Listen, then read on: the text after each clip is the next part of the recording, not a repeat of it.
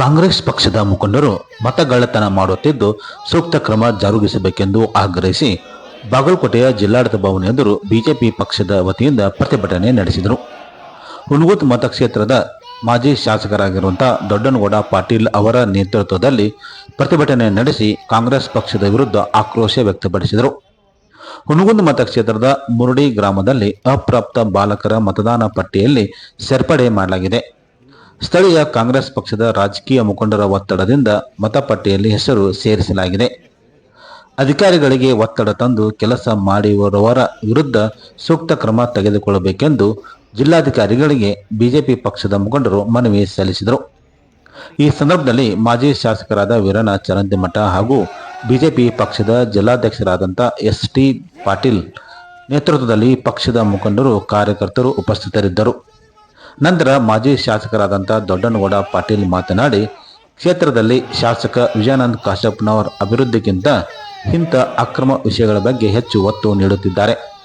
ಮುಂಬರುವ ದಿನಮಾನದಲ್ಲಿ ಜನತೆ ತಕ್ಕ ಪಾಠ ಕಲಿಸಲಿದ್ದಾರೆ ಎಂದು ಶಾಸಕರ ವಿರುದ್ಧ ಬಿಜೆಪಿ ಮಾಜಿ ಶಾಸಕ ದೊಡ್ಡನಗೌಡ ಪಾಟೀಲ್ ವಾಗ್ದಾಳಿ ನಡೆಸಿದರು.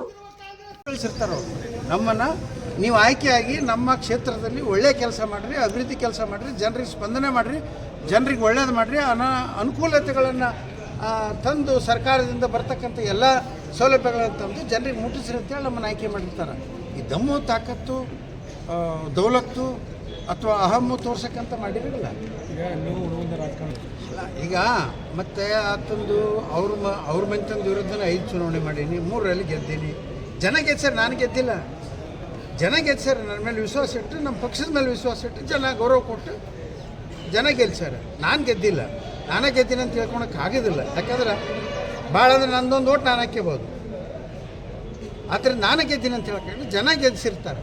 ಆ ಕ್ಷೇತ್ರದ ಜನರು ನನ್ನ ಮೇಲೆ ವಿಶ್ವಾಸ ಇಟ್ಟು, ಪ್ರೀತಿ ಇಟ್ಟು, ಗೌರವ ಇಟ್ಟು ನನ್ನನ್ನು 3 ಬಾರಿ ಆಯ್ಕೆ ಮಾಡಿದ್ದಾರೆ. ನಾನು ಆಯ್ಕೆ ಆದ ನಂತರ ಆ ಕ್ಷೇತ್ರಕ್ಕೆ ಏನು ಒಳ್ಳೇದು ಮಾಡಬೇಕು, ಏನೇನು ಯೋಜನೆಗಳನ್ನು ತರಬೇಕು, ಕುಡಿಯೋ ನೀರಿಂದ ಇರ್ಬೋದು. ನೋಡಿ, ಇವತ್ತು 24/7 ಇಡೀ ರಾಜ್ಯದಲ್ಲಿ ಒಂದು ಒಳ್ಳೆ ಕುಡಿಯೋ ನೀರಿನ ಯೋಜನೆ ಇತ್ತು. 24/7 ಇಲ್ಕಲ್ ನಗರಕ್ಕೆ ಇವತ್ತು ಹಾಳಾಗಿ ಹೋಗಿದೆ. ಯಾಕೆ ಹೋಗಿದೆ?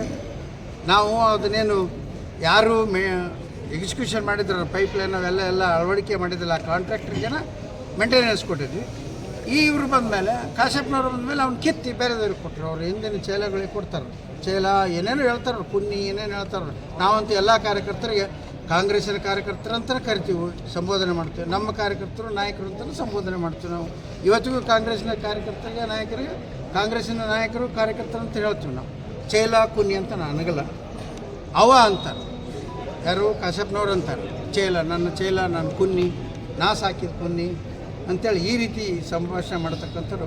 ಇದರಲ್ಲಿ ಅಧಿಕಾರದ ಅಹಮ್ಮ, ದುಡ್ಡಿನ ಅಹಮ್ಮ, ಈ ಅಕ್ರಮವಾಗಿ ಗಳಿಸಿದ ದುಡ್ಡಿನ ಅಹಮ್ಮ ಏನೈತಲ್ಲ ಅದು, ಮತ್ತು ಅಧಿಕಾರದ ಅಹಮ್ಮ ಅವರಿಗೆ ಹೆಚ್ಚಿಗೆ ತಲೆಗೆ ಮದ ಏರಿತು. ತಲೆಗೆ ಮದ ಏರಿತು ಅಂತಾರಲ್ಲ, ಹಂಗೆ ತಲೆಗೆ ಮದ ಏರಿತದೆ ಅಧಿಕಾರದ್ದು ಮತ್ತು ಹಣದ್ದು. ಅದು ಒಂದು ಶಾಸ್ತ್ರ ಐತೆ. ವಯಸ್ಸು 3 ಅದು ಒಂದೇ ಮತದಾರ ಪಟ್ಟಿಯಲ್ಲಿ. ಇನ್ನು ಬೇರೆ ಬೇರೆ ಕಡೆ ಎಷ್ಟು ಇರಬಾರ್ದು. ಒಂದೇ ಪಟ್ಟಿಯಲ್ಲಿ 3 ಕಡೆ ಒಬ್ಬಂದೇ ಮತದಾರ ಪಟ್ಟಿ. ಒಮ್ಮೆ ಚಂದ್ರು ಅಂತಾನೆ, ಚಂದ್ರಶೇಖರ್ ಅಂತಾನೆ, ಸೇಮ್ ಫೋಟೋ. ಆದ್ದರಿಂದ ಮತ್ತಿನ್ನು ಬೇರೆ ಬೇರೆ ವಾರ್ಡ್ಗಳಿಂದ ಇನ್ನೊಂದು ವಾರ್ಡಿಗೆ, ಅಂದರೆ ಯಾರಿಗೆ ಇವರು ಪ್ರಭಾವಿ ವ್ಯಕ್ತಿ ಅದಾರ, ಇವ್ರನ್ನ ಶಿಫ್ಟ್ ಮಾಡಿದರೆ ಆ ಕಡೆ ಒಂದು 100 ಓಟ್ ಶಿಫ್ಟ್ ಮಾಡಿಬಿಟ್ರೆ ಇವರು ಅಲ್ಲಿ ನಿಂತರೆ, ಆ ವಾರ್ಡ್ನಾಗ ನಿಂತರೆ ಆರಿಸಿ ಬರ್ತಾರೆ. ಈಗ ಯಾಕಂದ್ರೆ ಪುರಸಭೆ, ಗ್ರಾಮ ಪಂಚಾಯತಿ, ಜಿಲ್ಲಾ ಪಂಚಾಯತಿ ಇವು ಬರ್ತಾವಲ್ಲ. ಆದ್ದರಿಂದ ಇದರಲ್ಲಿ ವಿಶೇಷವಾಗಿ ಶಿಫ್ಟ್ ಮಾಡ್ತಕ್ಕಂಥ ಕೆಲಸನೂ ಕೂಡ ನಡೆದಿದೆ. ಆದ್ದರಿಂದ ಇವೆಲ್ಲವೂ ಈ ಅಕ್ರಮ ಚಟುವಟಿಕೆ ಮತದಾರ ಪಟ್ಟಿದ್ದು ನಿಲ್ಲಬೇಕು. SIR ತಕ್ಷಣ ಜಾರಿ ತರಬೇಕಂತಲೂ ಕೂಡ ಒತ್ತಾಯ ಮಾಡ್ತೀವಿ ನಾವು. ಯಾಕಂದರೆ SIR ಬಂದರೆ ಪ್ರಾಮಾಣಿಕವಾಗಿ ಯಾರು ಅರ್ಹ ಮತದಾರರಿದ್ದಾರೆ ಅವರು ಆ ಪಟ್ಟಿಯಲ್ಲಿ ಉಳಿತಾರೆ. ಇಲ್ಲಾಂದರೆ ಈ ರೀತಿ ನಡೀತದೆ, ಈ ರೀತಿ ಅಕ್ರಮ ಆಗುತ್ತೆ. ಅಕ್ರಮ ಎಸಗುವಲ್ಲಿ ಕಾಶಪ್ಪನವರಂತೂ ಎತ್ತಿದ ಕೈ ಗೊತ್ತಿದೆ. ಇಡೀ ತಾಲೂಕಿನಲ್ಲಿ ಇವತ್ತು ಸುಮಾರು 10ರಿಂದ 12 ಕಡೆ ಮರಳು ಅಕ್ರಮ ಮರಳು ದಂಧೆ ಮಾಡ್ತಾ ಇದ್ದಾರೆ. ಇಸ್ಪೆಟ್ ಅಡ್ಡೆಗಳು ಅಲ್ಲಿ ಎಂಥ ಅಂದರೆ ಸಣ್ಣ ಸಣ್ಣ ಹುಡುಗರು ಸಹಿತ ಇವತ್ತು ಗಾಂಜಾ ಸೇದುವ ನಿಟ್ಟಿಗೆ ಬಂದ್ಬಿಟ್ಟು ಗ್ರಾಮೀಣ ಭಾಗದಲ್ಲಿ. ಆ ರೀತಿಯ ದುರಾಡಳಿತ ಇವತ್ತು ನಮ್ಮ ಹುಣಗುಂದ ಮತಕ್ಷೇತ್ರದಲ್ಲಿ ನಡೀತಕ್ಕಂಥದ್ದು. ಆದ್ದರಿಂದ ಇದೆಲ್ಲದರ ಬಗ್ಗೆ ನಿಗಾವಹಿಸಿ ತನಿಖೆ ಮಾಡಿ ಕ್ರಮ ಜರುಗಿಸ್ಬೇಕಂತೇಳಿ ಇವತ್ತು ಜಿಲ್ಲಾಧಿಕಾರಿಗಳಿಗೆ ಮನವಿಯನ್ನು ಕೊಟ್ಟಿದ್ದೇವೆ. ಇವತ್ತು ಈ ಹೋರಾಟ ನ್ಯಾಯ ಸಿಗೋವರೆಗೂ ನಮ್ಮದು ಶಾಶ್ವತ ಅನ್ನೋ ಒಂದು ಮಾತನ್ನು ಕೂಡ ಈ ಸಂದರ್ಭದಲ್ಲಿ ಹೇಳಿಕ್ಕೆ ಬಯಸ್ತೇನೆ. ಆದ್ದರಿಂದ ಮಾನ್ಯ ಜಿಲ್ಲಾಧಿಕಾರಿಗಳು ಕೂಡ ಸರ್ಕಾರಕ್ಕೆ ಕೂಡ ಒತ್ತಾಯ ಮಾಡ್ತೀವಿ. ಇನ್ನು ನಾವು ಚುನಾವಣಾ ಕಮಿಷನರ್ಗೂ ಕೂಡ ಹೋಗ್ತೀನಿ, ನಾನು ಅಲ್ಲಿಗೂ ಹೋಗಿ ಕಂಪ್ಲೇಂಟ್ ಕೊಟ್ಟು ಅಲ್ಲಿನೂ ಕೂಡ ಇದ್ರ ಬಗ್ಗೆ ಚರ್ಚೆಯನ್ನು ಮಾಡ್ತೀವಿ. ಅವ್ರ ಮೇಲೆ ಕ್ರಮ ಜರುಗಿಸಿ ಒತ್ತಡವನ್ನು ಹಾಕ್ತೀವಿ. ಇತ್ತೀಚೆಗೆ ಹುಬ್ಬಳ್ಳಿ ತಾಲೂಕಿನ ಇನಾಂ ವೀರಾಪುರ ಗ್ರಾಮದಲ್ಲಿ ನಡೆದಿರುವಂತಹ ಮರ್ಯಾದೆ ಹತ್ಯೆ ಪ್ರಕರಣದ ಆರೋಪಿಗಳಿಗೆ ಗಲ್ಲು ಶಿಕ್ಷೆ ನೀಡಬೇಕೆಂದು ಆದಿ ಜಾಂಬುವ ಜಾಗೃತಿ ಹೋರಾಟ ಸಮಿತಿಯ ರಾಜ್ಯಾಧ್ಯಕ್ಷರಾಗಿರುವಂತಹ ಶಿವಾನಂದ ಟವಳಿ ಆಗ್ರಹಿಸಿದ್ದಾರೆ. ಅವರು ಬಾಗಲಕೋಟೆಯ ನವನಗರದ ಪತ್ರಿಕಾ ಭವನದಲ್ಲಿ ಮಾಧ್ಯಮ ಪ್ರತಿನಿಧಿಗಳೊಂದಿಗೆ ಮಾತನಾಡುತ್ತಾ ಇನಾಂ ವೀರಾಪುರ ಗ್ರಾಮದ ದಲಿತ ಯುವಕ ವಿವೇಕಾನಂದ್ ದೊಡ್ಡಮನಿ ಅವರು ಅದೇ ಗ್ರಾಮದ ಯುವತಿಯನ್ನು ಮದುವೆಯಾಗಿದ್ದ. ಯುವತಿಯ ತಂದೆ ತಾಯಿ ಹಾಗೂ ಸಂಬಂಧಿಕರು ಸೇರಿ ಗರ್ಭಿಣಿ ಆಗಿದ್ದ ಮಾನ್ಯ ಎಂಬ ಯುವತಿಗೆ ಹಲ್ಲೆ ಮಾಡಿ ಕ್ರೂರವಾಗಿ ಕೊಲೆ ಮಾಡಿದ್ದಾರೆ. ಯುವಕನ ತಂದೆ ತಾಯಿ ಹಾಗೂ ಅವರ ಕುಟುಂಬದ ಮೇಲೂ ಹಲ್ಲೆ ಮಾಡಿದ್ದಾರೆ ಎಂದು ಆರೋಪಿಸಿದರು. ಇಂಥ ಅಮಾನವೀಯ ಹಾಗೂ ಸಮಾಜದ ನೆಮ್ಮದಿಗೆ ಧಕ್ಕೆ ತರುವ ಕೃತ್ಯ ಎಸಗಿದ ಆರೋಪಿಗಳಿಗೆ ಕಠಿಣ ಶಿಕ್ಷೆ ನೀಡಬೇಕೆಂದು ಅವರು ಒತ್ತಾಯಿಸಿದರು. ಜೊತೆಗೆ ವಿವೇಕಾನಂದ್ ದೊಡ್ಡಮನಿ ಅವರ ಕುಟುಂಬಕ್ಕೆ ಸೂಕ್ತ ರಕ್ಷಣೆ ನೀಡಬೇಕೆಂದು ಸರ್ಕಾರಕ್ಕೆ ಅವರು ಆಗ್ರಹಿಸಿದರು. ಇದೇ ಸಂದರ್ಭದಲ್ಲಿ ಗೃಹ ಸಚಿವ ಜಿ ಪರಮೇಶ್ವರ್ ಅವರ ವಿರುದ್ಧ ಆಕ್ರೋಶ ವ್ಯಕ್ತಪಡಿಸಿ ದಲಿತರ ಮೇಲೆ ಆಗಿರುವಂತಹ ಹಲ್ಲೆಯನ್ನು ಖಂಡನೆ ಮಾಡದೆ ಮೌನ ಆಗಿರುವುದಕ್ಕೆ ಆಕ್ರೋಶ ವ್ಯಕ್ತಪಡಿಸಿ ಗೃಹ ಸಚಿವರು ತಮ್ಮ ಸ್ಥಾನಕ್ಕೆ ರಾಜೀನಾಮೆ ನೀಡಬೇಕೆಂದು ಅವರು ಒತ್ತಾಯಿಸಿದರು. ದಲಿತರ ಹೆಸರಿನಲ್ಲಿ ರಾಜಕೀಯ ಮಾಡಿ ದಲಿತರ ಮತ ಪಡೆದು ಸಚಿವರಾಗಿರುವ ದಲಿತರಿಗೆ ಅನ್ಯಾಯವಾದಾಗ ಅವರ ನೆರವಿಗೆ ಬರದಿದ್ದರೆ ಅಂತವರು ಸಚಿವ ಸ್ಥಾನಕ್ಕೆ ರಾಜೀನಾಮೆ ನೀಡಿ ಮನೆಗೆ ಹೋಗಬೇಕೆಂದು ಅವರು ಆಕ್ರೋಶ ವ್ಯಕ್ತಪಡಿಸಿದ್ದಾರೆ. ಕರ್ನಾಟಕ ರಾಜ್ಯದಲ್ಲಿ ದಲಿತರಿಗೆ ರಕ್ಷಣೆ ಇಲ್ಲದಂತಾಗಿದೆ. ಮೊನ್ನೆ ನಡೆದ ಹುಬ್ಬಳ್ಳಿ ತಾಲೂಕಿನ ಇನಾಂ ವೀರಾಪುರ ಗ್ರಾಮದಲ್ಲಿ ಯುವತಿಯಾದ ಮಾನ್ಯ ಇವಳ ಹತ್ಯೆಯನ್ನು ಖಂಡನೆ ಮಾಡ್ತೇವೆ.